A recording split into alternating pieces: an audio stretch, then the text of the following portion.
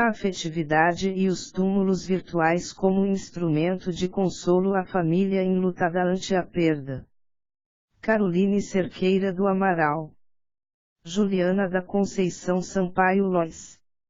Ildilis Lacerda Tinoco Boechat Cabral. Considerações iniciais. Grande tem sido a influência das mídias na vida dos cidadãos, compra-se e vende-se, pesquisa-se, namora-se via redes sociais digitais, de modo que já não é possível pensar a vida sem as mídias. Assim, vemos toda a sociedade envolvida no mundo digital. A nova era do direito das famílias envolve a tendência de os membros do núcleo afetivo ligados por esses laços, interagirem mediadas pelas redes sociais digitais. Na sociedade contemporânea, cada vez mais midiática, sendo muitas as formas de utilização das tecnologias da informação e da comunicação. Mais recentemente, percebe-se a tendência de algumas famílias conservarem ativas as redes sociais de um ente querido recém-falecido, permanecendo com a sensação de interatividade com ele, como se essa relação pudesse perpetuar a pessoa querida, a fim de obterem consolo em face da perda. O presente artigo teve como problema a seguinte indagação: por que os túmulos virtuais promovem o consolo da família ante a perda de um ente querido? Nesse contexto, analisa-se a relação de afeto que a família mantém com seu ente querido morto, via mídias digitais, quanto ao conforto que podem encontrar ante o sofrimento da perda e da separação e, ainda de que forma os perfis das pessoas mortas podem servir de consolo aos seus familiares. Justifica-se este estudo por identificar, no espectro de transformações sociais apresentado pela ampla utilização das tecnologias da informação e comunicação, um aspecto inovador no tocante às relações comunicacionais na esfera do luto e da morte no contexto interacional das famílias, uma vez que o luto vivido em âmbito familiar não permanece mais apenas nas redes sociais, mas tem se estendido às redes sociais digitais. Percebe-se que as manifestações de saudade e carinho postadas por outras pessoas, somam-se às necessidades que a família tem, naquele momento, de compartilhar a dor e receber afeto e consolo das pessoas que amavam o ente querido e que continuam a interagir com a família dele, com a finalidade de mitigar a dor e a saudade, além de constatar que aquela perda atingiu mais pessoas além do círculo familiar. Com o objetivo de tornar este artigo mais didático, aborda-se as considerações iniciais para ajudar o leitor a penetrar no texto, situando o enfoque da pesquisa. Em um segundo momento aborda-se um panorama sobre a afetividade, sua importância no direito das famílias e as redes sociais digitais. Logo, conceitua-se o túmulo virtual e sua utilização como instrumento de consolo à família ante a perda de um ente querido, seguido dos recursos utilizados para a elaboração do luto e posteriormente as considerações finais. A afetividade e as redes sociais digitais. Com a evolução do direito das famílias, o afeto vem ganhando aos poucos a proteção jurídica como direito garantido à pessoa. Antes, o seu valor jurídico era visto como inerente às relações familiares, e agora, passou-se a considerar o afeto como aspecto essencial e imprescindível para a formação e constituição jurídica das famílias.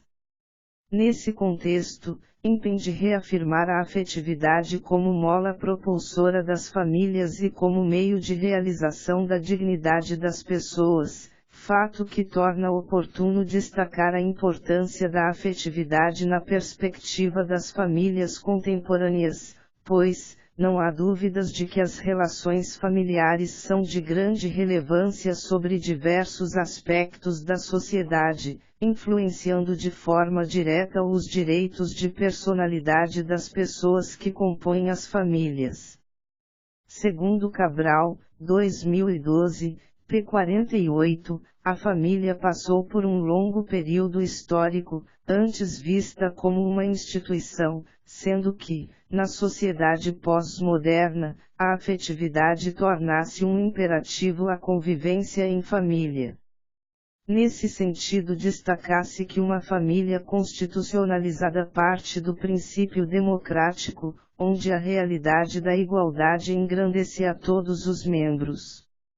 Não mais impera o pátrio poder, e sim o poder familiar, um ambiente em que há isonomia e todos convivem sob o vínculo da parentalidade, todavia, a ruptura da hierarquia imposta outrora. Em que se observa. Nessa perspectiva, a afetividade passa a ser um axioma, em busca da igualdade substancial, e não mais formal, efetivando o respeito às diferenças individuais, desempenhando importante papel para a construção ou na reestruturação da personalidade de cada um, Cabral 2012, p. 49. Quando o respeito à pessoa, à sua identidade, à sua individualidade e às suas aspirações começa a ser observado, gera uma preocupação não somente de desejar, mas de promover o bem-estar dos entes familiares, Cabral 2012, p. 49. Dessa forma, o meio familiar deve ser visto como um grupo fundado em laços da afetividade.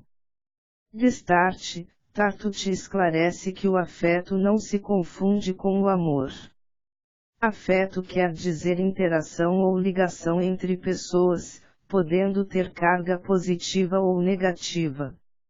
O afeto positivo é o amor, o negativo é o ódio. Ambos estão presentes nas relações familiares, Tartucci, 2013. A afetividade para Farias e Rosenwald, 2018, é de grande importância para o direito das famílias, mas de forma implícita, não regulamentada, devido ao fato de que o afeto tem característica espontânea, ninguém é obrigado a sentir, a amar, a escolher, tais sentimentos são livres e inerentes aos seres humanos. De início, uma das primeiras consequências da afetividade foi contribuir para o reconhecimento jurídico da união homoafetiva, e a compreendê-la como entidade familiar. O direito brasileiro conferiu status de união estável às pessoas do mesmo sexo. Tal conclusão se deu com a histórica decisão do STF de 5 de maio de 2011, publicada no seu informativo N625, Tartucci, 2013. Outra enorme influência do afeto no ramo das famílias do jurídico brasileiro foi a paternidade socioafetiva, que pode ser compreendida como aquela que a partir do vínculo legalmente disciplinado entre as pessoas, com suas bases, sobretudo nos laços afetivos, que pode ser traduzida pela vontade em querer ser o pai daquela criança e, esta em querer ser filho daquele pai. No entanto, as novas categorias valorizam o afeto, a interação existente entre as pessoas no âmbito familiar. Destaque-se que a tendência é a de que tais conceitos sejam utilizados em todos os âmbitos, em sentido de complementaridade com as outras leis. Em inúmeras situações pode-se verificar a inclusão da valorização do afeto no judiciário. Sem pretender esgotar o âmbito de suas aplicações, cabe-se citar algumas, como por exemplo, o Estatuto da Criança e do Adolescente, que com as alterações previstas pela Lei N. 12.010, de 3 de agosto de 2009, dispõe no seu art. 28, que ao serem colocadas em famílias substitutas, As crianças devem ser mantidas em companhia de pessoas com as quais tenha proximidade, ou no caso de indígenas, preferencialmente, com pessoas de sua etnia. Brasil Lei Federal N. Graus 12.012, 2009. Também presente no Código Civil Brasileiro, em seu artigo 1584, se tratando da guarda de filhos. Art. 1584. A guarda, unilateral ou compartilhada, poderá ser. Quinto, se o juiz verificar que o filho não deve permanecer sob a guarda do pai ou da mãe, deferirá a guarda à pessoa que revele compatibilidade com a natureza da medida, considerados, de preferência, o grau de parentesco e as relações de afinidade e afetividade. Brasil. CCB, 2002. Estes são breves apontamentos no sentido de salientar a força do princípio da afetividade no direito de família. Para Dias, 2016, a nova forma de padrões de sexualidade enalteceu os vínculos, que agora baseia-se no amor e na afetividade. Com essa grande evolução, o direito das famílias entendeu necessário instalar nova ordem jurídica, redimensionando a amplitude do afeto, que é a envoltura emocional que abstrai uma união do meio do direito obrigacional, onde o centro é o querer e o destinar-se para os direitos das famílias, onde a parte basilar é a vivência de amor e a relação afetiva que constitua-as pessoas e transtorna patrimônios, passando a produzir responsabilidades e comprometimentos mútuos. A família é identificada pela união de vida e por laços afetivos. Não existem mais razões, sejam elas morais, políticas, religiosas ou outras, que justifiquem a desnecessária interferência do Estado na vida íntima das pessoas, pois o formato hierárquico de família caiu por terra, cedendo suas relações às bases de igualdade, respeito, afeto e lealdade.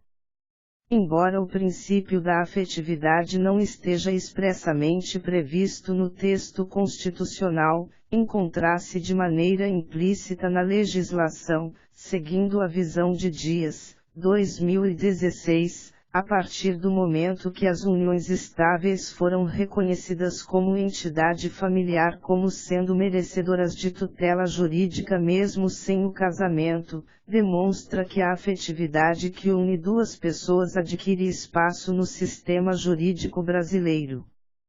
Constitucionalizou-se o modelo de família eudemonista, com garantia de realizações pessoais e afetivas. Desse modo, pode-se notar que a família vem sendo interligada não apenas por laços consanguíneos, mas também pelo afeto e solidariedade recíprocos.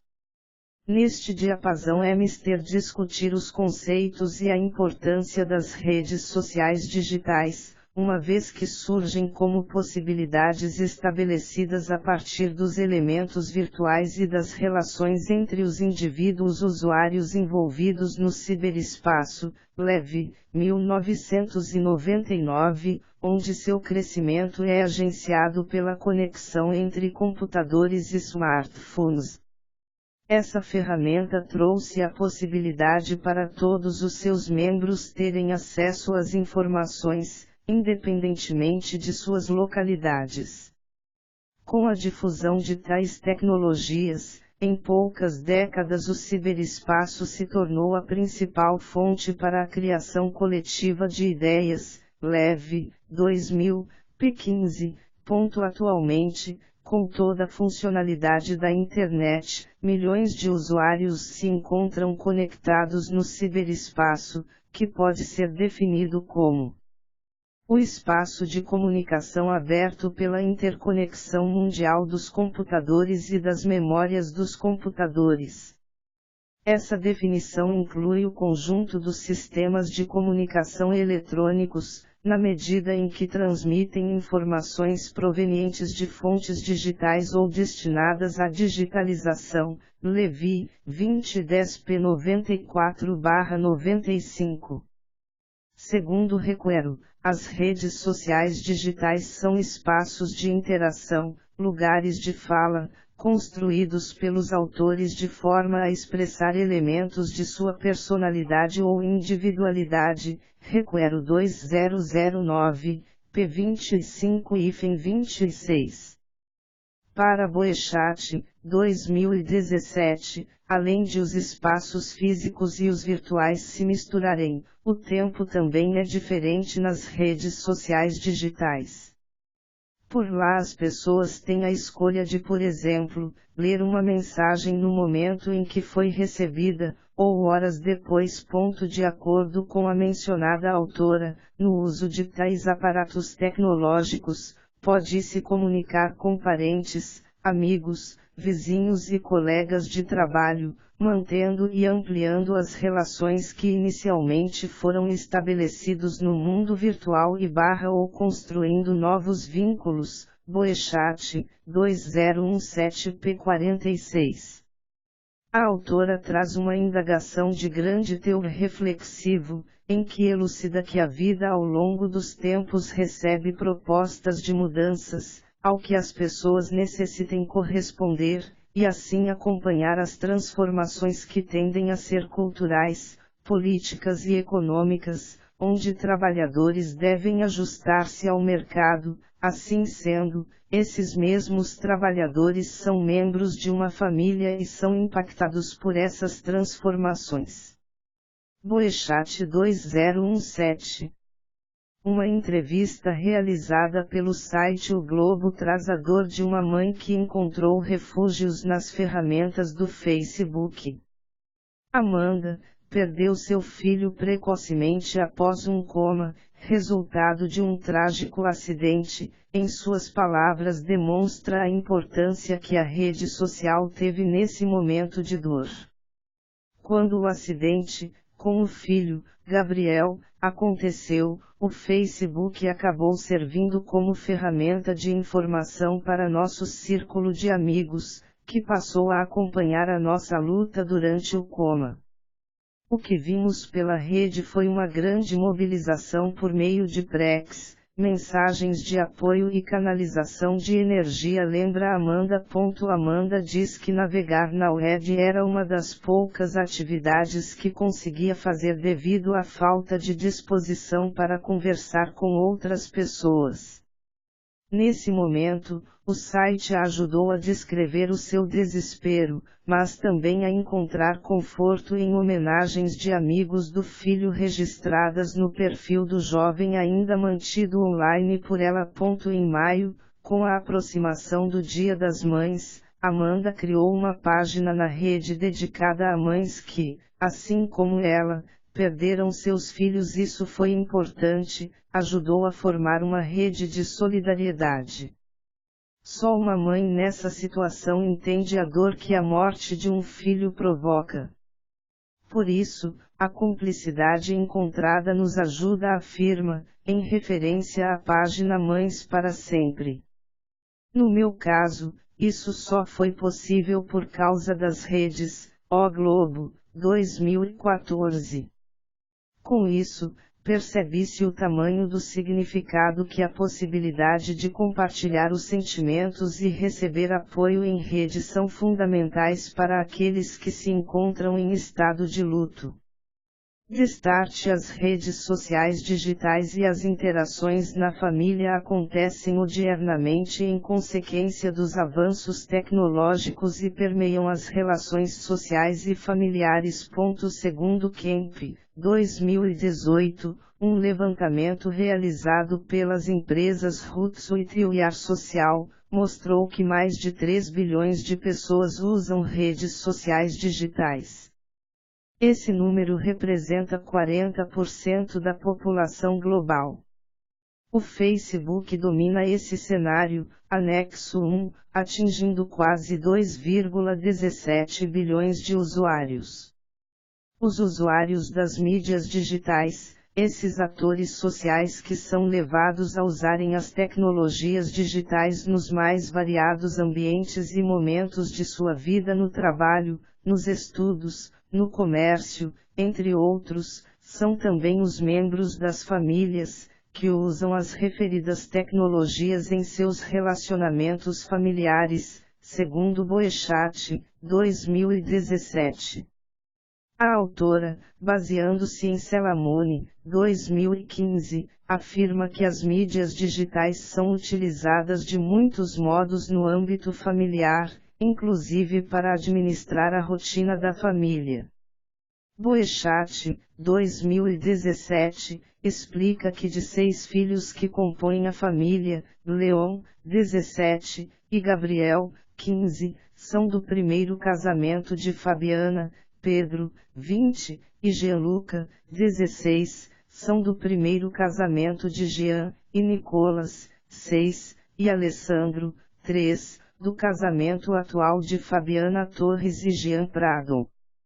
Esta família utiliza o grupo da família no WhatsApp para coordenar as tarefas domésticas e os cuidados com os filhos dessa confusa e grande família. Além disso, os grupos de família no referido aplicativo atualizam as informações sobre como e onde estão seus membros, promovendo encontros divertidos com as trocas de mimos, celebrando eventos e lamentando outros tantos, compartilhando no ciberespaço experiências de vida. Entretanto, essa interação mediatizada entre familiares pode se mostrar conflituosa. Conforme Boechat, 2017, em relação às muitas horas de atividade online dos membros das famílias, crianças, adolescentes e jovens, cônjuges e avós, deve-se observar se essa prática tem causado conflitos e se tem colocado em xeque a proximidade não virtual e a proximidade virtual, no sentido de que as pessoas podem estar mais comunicativas nas redes sociais digitais e mais incomunicáveis nas redes sociais. Mais que isso, importa verificar se esse modo de interação em família, que se assemelha a uma individualização que se oculta pelas múltiplas interações, não se trata de um modo de relacionamento característico da interação da família mesmo quando essas relações não são mediadas pelas tecnologias digitais.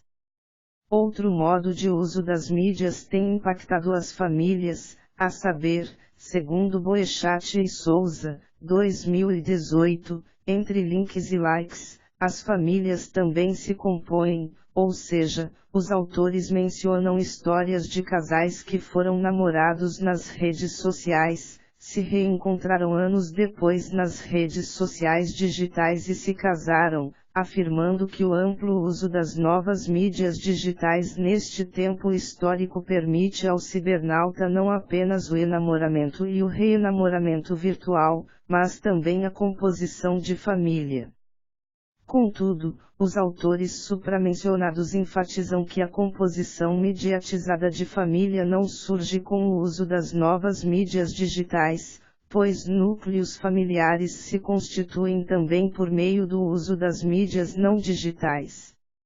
Assim, Boechat e Souza, 2018, definem um modo não mediatizado de constituição de família, como a composição de famílias sem a interferência das mídias não digitais ou das novas mídias digitais, e o modo mediatizado de constituição de família, como a composição de famílias mediada, de algum modo, pelas tecnologias não digitais ou pelas novas tecnologias digitais. Assim sendo, muitas formas de utilização das mídias digitais pelos membros das famílias ao se relacionarem entre si podem ser apontadas. A questão conflituosa se inicia quando nos acontece a morte do titular e a possibilidade de acesso desses dados digitais por seus herdeiros, pois podem ter sido deixados perfis em redes sociais, músicas, livros e tantos outros bens digitais.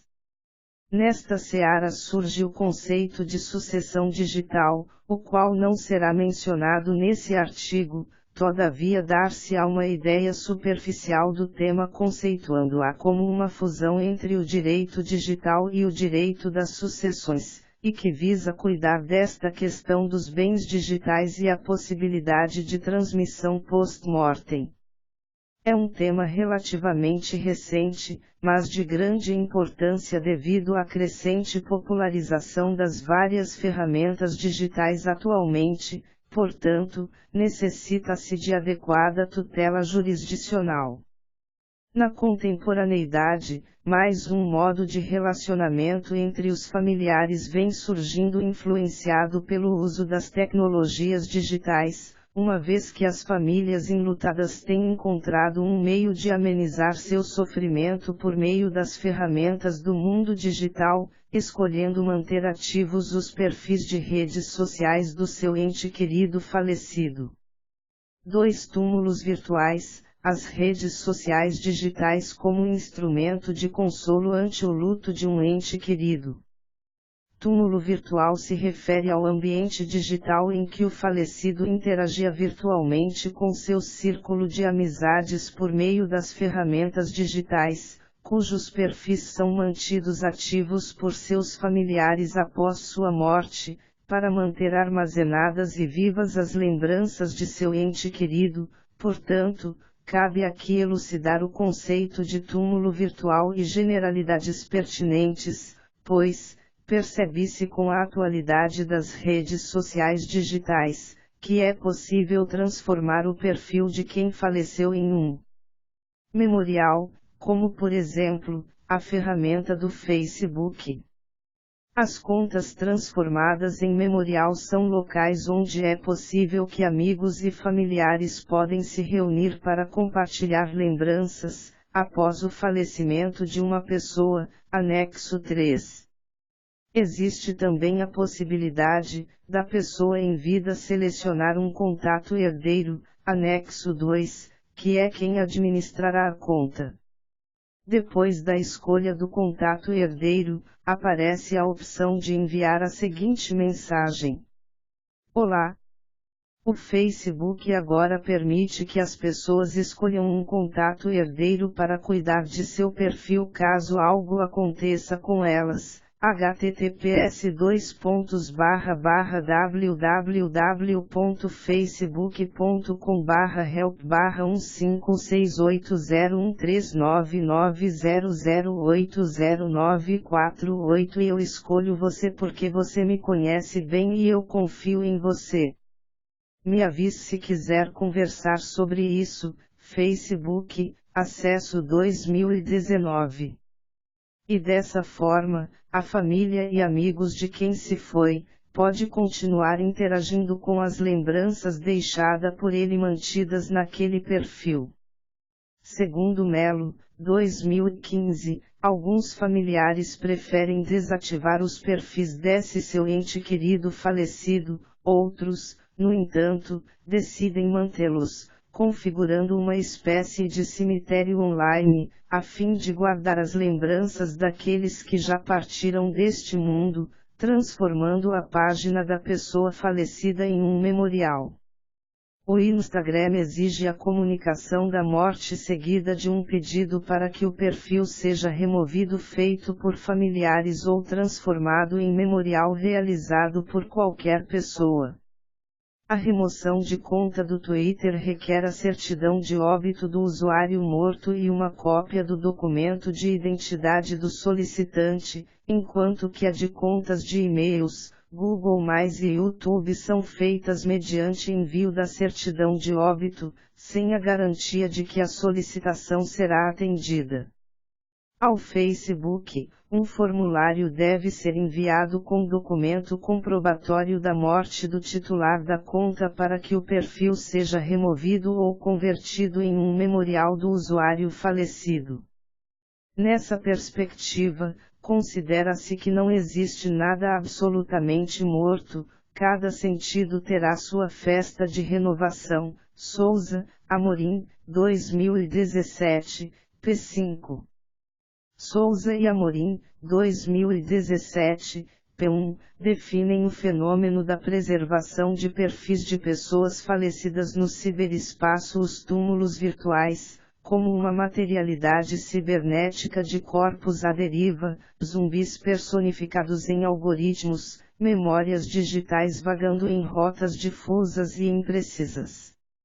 Nesse ambiente, o saudosismo e a afetividade constituem parte considerável das postagens, onde estas especificidades colocam em jogo dilemas como o da morte, a maneira de conceber e expressar o luto, bem como o impacto da ausência em subjetividades. Souza, Amorim, 2017.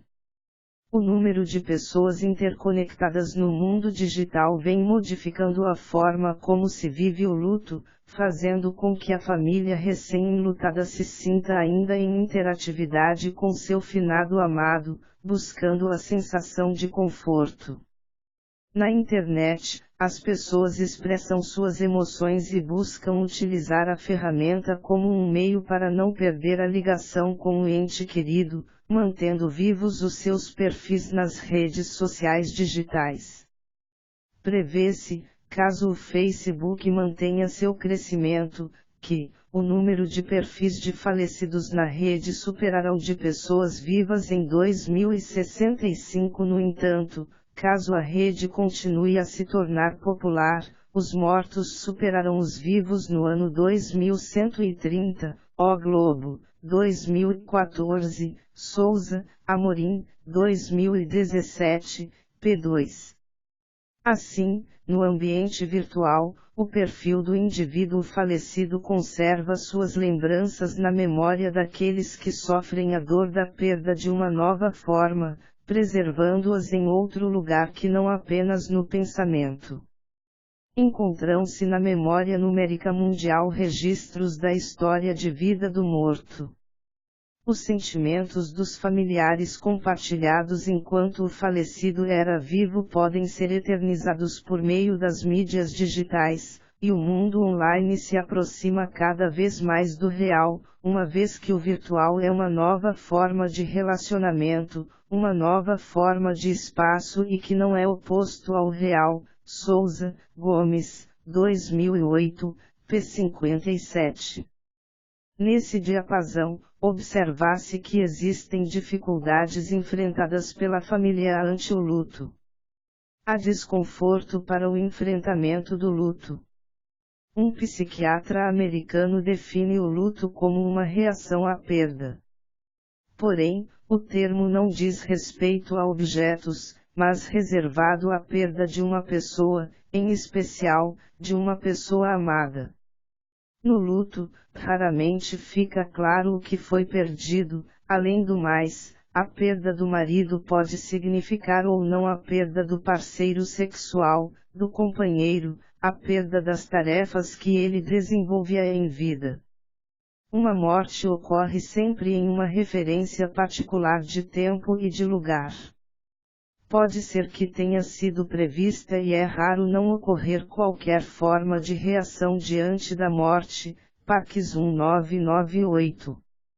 O ser humano é movido desde seu nascimento por perdas constantes, tais como o rompimento da relação com aqueles que amam pela morte, a separação a partir do momento em que é apartado do corpo físico da própria mãe ou quando não alcança o sonhado objetivo. Há outros modos de se perder alguém.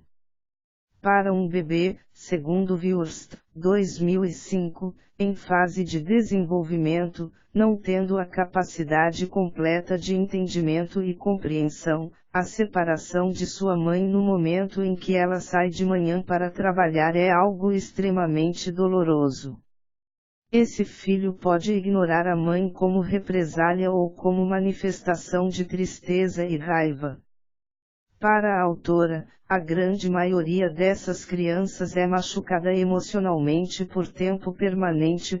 Entretanto, as perdas são extremamente relevantes para a evolução da vida humana, são, na verdade, perdas necessárias.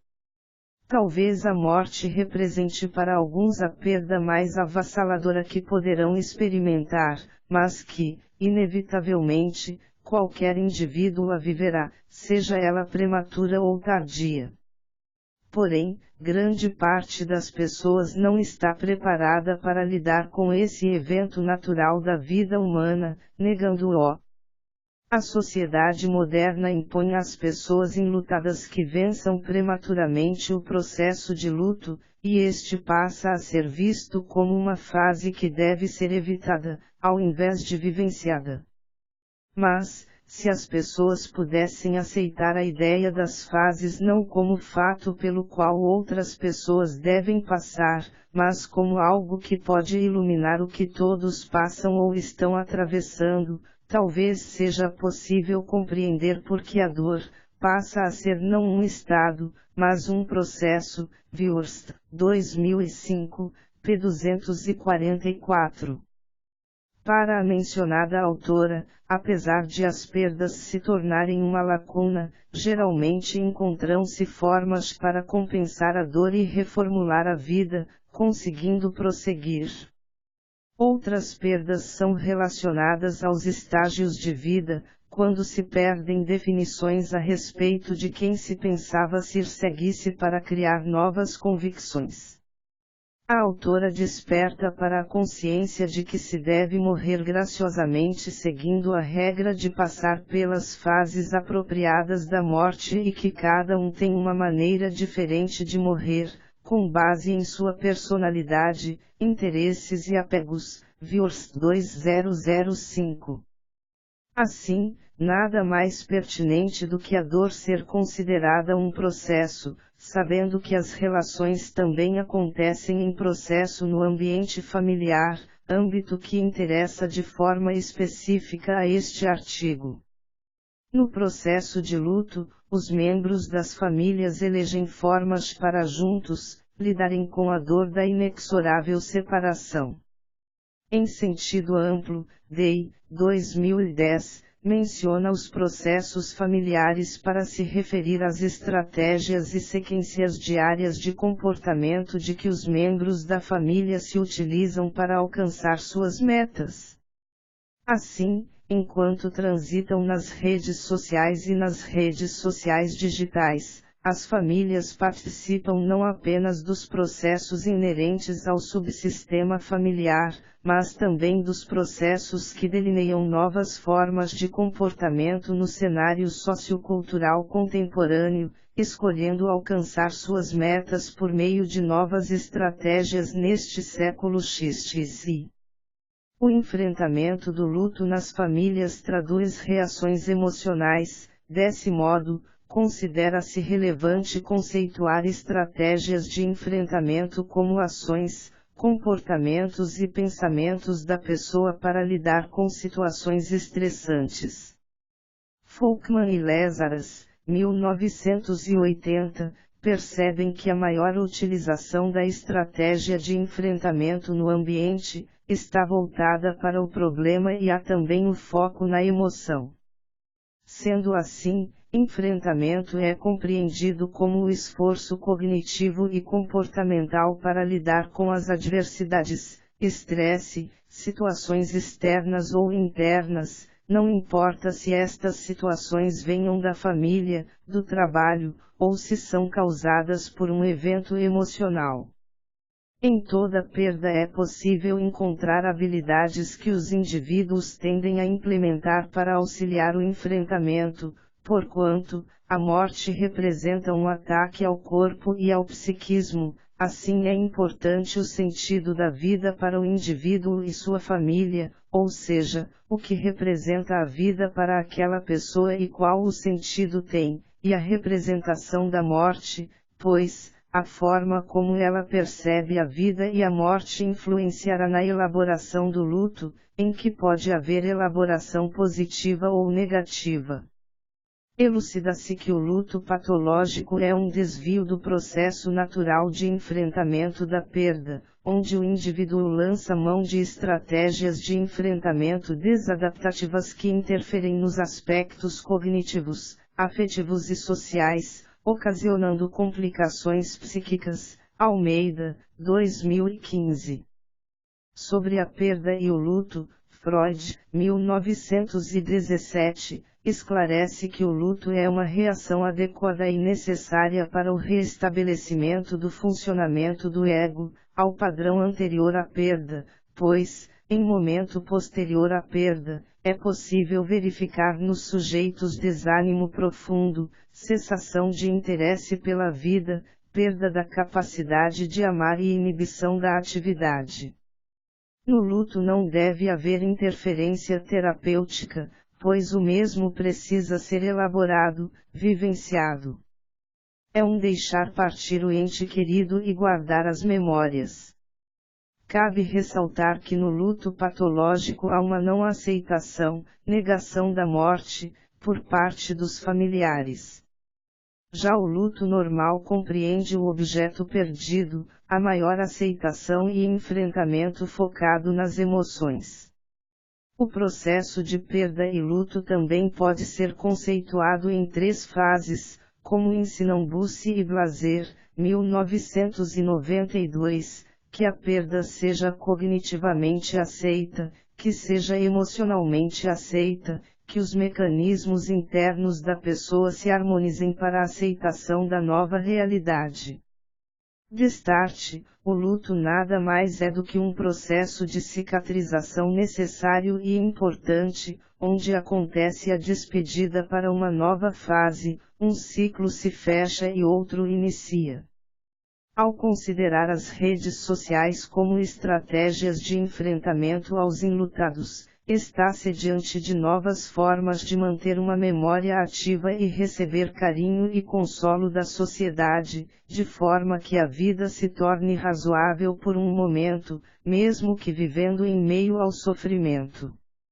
Entretanto, é preciso cautela, no sentido da perpetuação de tal prática, pois o luto não pode durar eternamente, pois por longo tempo, tende ao luto patológico.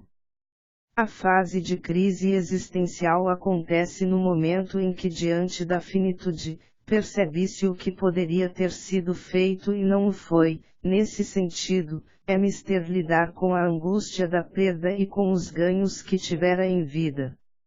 Nesse ínterim a tendência à perpetuação da memória do falecido e as interações com o morto como instrumento de consolo à família por meio das mídias digitais surge como fonte de enfrentamento utilizadas na contemporaneidade. De acordo com o CCB em seu artigo 6º, a personalidade inicia-se com o nascimento com vida do indivíduo e encerra-se com sua morte. Não estendendo-se ao mérito das teorias da personalidade e capacidade, pois não são o foco desta pesquisa, mas, constatado o óbito da pessoa natural, perde-se em regra, os direitos e obrigações que são personalíssimos. O diploma civil vigente expõe do seu art. 12 a 21 os direitos da personalidade, que são dispostos em um formato aberto a complementações com os princípios constitucionais. Para Farias e Rosenwald, 2016, p. 172, não se pode, efetivamente, atrelar à personalidade jurídica, simplesmente, a possibilidade de titularizar relações jurídicas. Não se pode, enfim, represar a ideia de personalidade jurídica, tão somente, na potencialidade de ser sujeito de direitos. Como descreve Goffredo Teles Jr. A personalidade consiste no conjunto de caracteres da própria pessoa. A personalidade não é um direito, de modo que seria errôneo afirmar que o ser humano tem direito à personalidade. A personalidade é que apoia os direitos e deveres que dela irradiam, é objeto de direito, é o primeiro bem da pessoa, que lhe pertence como primeira utilidade para que ela possa ser o que é. Goffredo, 2002, p. 172. Nota-se a preocupação do legislador em proteger os direitos da personalidade mesmo após a morte de seu titular, caracterizando uma preocupação não somente com os herdeiros, mas também com a memória do falecido, que merece ser preservada.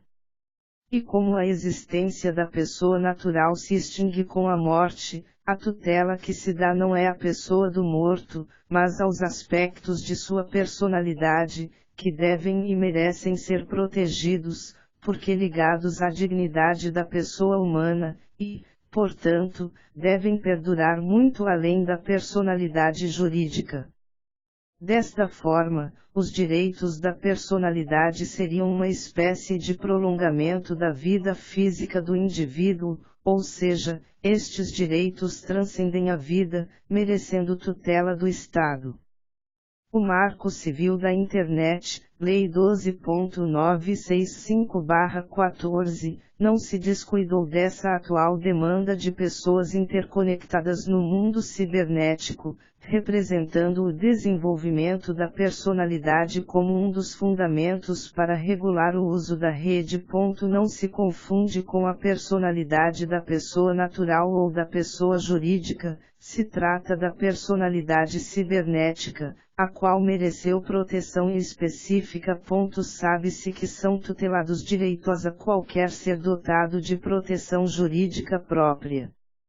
Dentre alguns, pode-se destacar a. O direito a uma vida online saudável, sem que o seu lugar seja tomado por outras pessoas. B. O direito de liberdade de utilização de qualquer rede social que pertence ou deseja pertencer. C. O direito de não ser excluído sem justo motivo, sendo garantido o direito de ampla defesa e contraditório. D. O direito de se remover da rede quando desejar. Brasil Lei Federal nº 12.964, 2014. Portanto, observar-se a personalidade como intrínseca à pessoa, e a família ao perder um ente querido, tende a perpetuar essa memória de diversas formas, uma delas sendo o objeto desse estudo, que é o túmulo virtual que se enraiza àqueles próximos do falecido, possibilitando que mantenham a interação com o morto, utilizando de seu perfil como um espaço de interação, servindo como um instrumento de consolo àqueles que o amavam e ainda vivem. No Facebook, os usuários podem consolar-se entre si, criar discursos de manifestação da dor e da perda e interagir com outros usuários, compartilhando informações ou sentimentos. A morte ganha um novo sentido por meio das comunidades virtuais, desenvolvendo uma espécie de cerimônia em torno de mortos. No ambiente online, o corpo digitalizado, ainda que presente de maneira coletiva por meio do conteúdo de uma postagem de cunho noticioso, instiga práticas comunicacionais. O verbo consolar significa aliviar, amenizar a aflição. Estar consolado é a ação de sentir-se tranquilo diante de um fato doloroso, como o da morte. Pode-se dar consolo a um doente que sofre com alguma dor, a um conhecido que enfrenta uma situação familiar de dificuldade, a um amigo que sofre com algum problema, enfim, a qualquer pessoa que tenha algum problema físico, emocional ou de outra característica. Padre Fábio de Melo, em sua música Perdas Necessárias, demonstra a importância de sentir-se consolado e deixar partir o que não se encontra mais aqui para que a vida possa continuar. Deixa partir o que não te pertence mais, deixa seguir o que não poderá voltar, deixa morrer o que a vida já despediu, abra a porta do quarto e a janela que o possível da vida te espera, vem depressa que a vida precisa continuar. Melo 2003.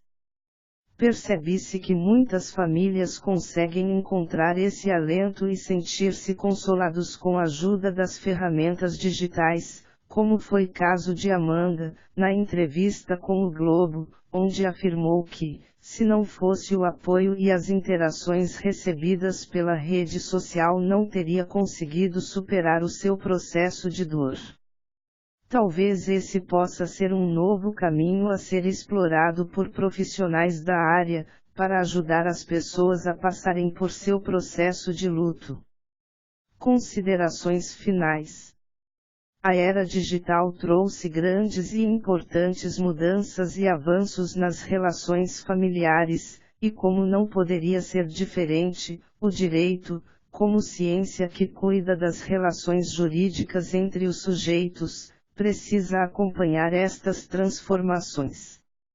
Assim, se discutiu neste artigo acerca dos desafios que surgem frente à possibilidade de acesso da família aos dados privados no Facebook de cujos.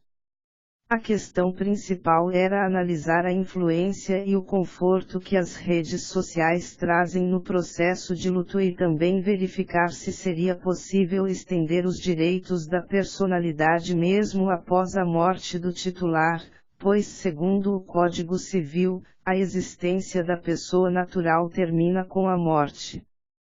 A conclusão a que se chegou foi de que a personalidade jurídica se finda com a morte, mas a personalidade humana continua, isto quer dizer que como nosso ordenamento é pautado na dignidade da pessoa humana, há de se considerar que há direitos tão essenciais a esta dignidade que merecem proteção mesmo após a morte.